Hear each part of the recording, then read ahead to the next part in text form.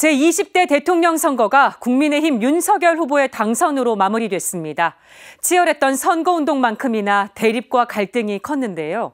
윤석열 당선인이 화합과 통합의 리더십으로 치유의 정치를 펴주길 기대합니다.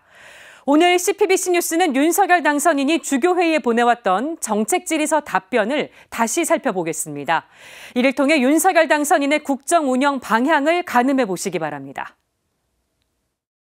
윤석열 대통령 당선인은 지난달 주교회의가 질의한 13개 분야 60개 문항에 답변을 보내왔습니다. 먼저 가톨릭교회가 가장 중요하게 생각하는 생명 분야입니다. 윤 당선인은 임신 14주까지 사실상 아무런 제한이 없는 낙태에 대해 여성의 선택권을 존중하는 사회적 분위기를 점진적으로 수용하는 자세가 필요하다고 밝혔습니다. 이는 태아 보호를 위해 모든 낙태에 반대하는 가톨릭교회의 입장과 다른 답변입니다.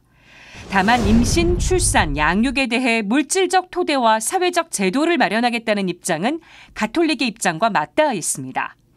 윤 당선인은 구체적으로 산후조리를 국가가 지원하고 자녀 출생 후 1년간 한 달에 100만 원의 부모급여를 제공하며 배우자 출산 휴가와 육아휴직 기간을 늘리겠다는 공약을 내걸었습니다.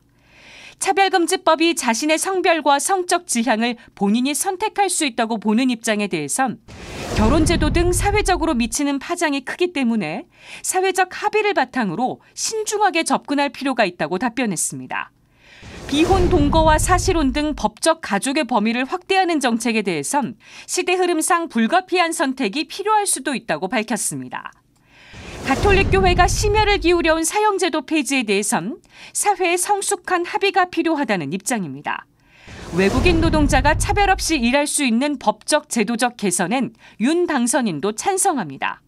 윤 당선인은 외국인 인력 정책을 전담할 컨트롤 타워를 설치하겠다는 뜻도 밝혔습니다. 가톨릭교회가 목소리를 높여온 탈핵에 대해 윤 당선인은 반대 입장이 확고합니다. 윤 당선인은 2030년까지 우리나라의 모든 핵발전소를 폐기하는 것에 반대한다고 밝혔습니다. 2035년까지 국내 모든 석탄발전소를 폐쇄하는 것에 대해선 폐쇄가 불가피하지만 폐쇄 시기는 중장기 전력수급 전망과 대체수단 확보 시기 등을 고려해야 한다는 입장입니다. 이어서 한반도 평화 분야입니다.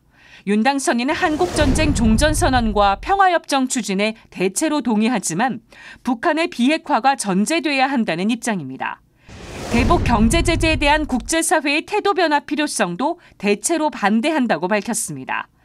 윤 당선인은 장애인 탈시설 로드맵을 재개정하는 것에 대체로 동의한다는 입장입니다. 윤 당선인은 단순한 탈시설 정책이 아니라 주거시설의 다양화와 통합 돌봄 시스템 구축에 큰 우선에서 장애인을 돌봐야 한다는 생각입니다. 여성에 대한 혐오 범죄와 가정폭력 등에 대해선 5대 젠더폭력 근절을 위한 단계별 통합적 대응 체계를 마련하겠다고 약속했습니다. 윤 당선인의 답변 내용은 가톨릭교회 가르침과 완전히 부합하진 않습니다. 일부 낙태 허용과 사형제 폐지에 대해 사회적 분위기와 합의를 강조한 부분이 대표적입니다. 아울러 탈핵에 대해 반대 입장이 확고한 점도 우려스럽습니다. 다만 임신, 출산, 양육의 토대를 마련하겠다는 점, 외국인 노동자가 차별 없이 일할 수 있도록 제도를 개선하겠다는 점 등은 가톨릭의 입장과 맥락을 같이 합니다. 윤석열 당선인의 답변은 앞으로 5년간의 국정 운영 방향을 내다보는 밑그림이 될 전망입니다. 지금까지 앵커 리포트였습니다.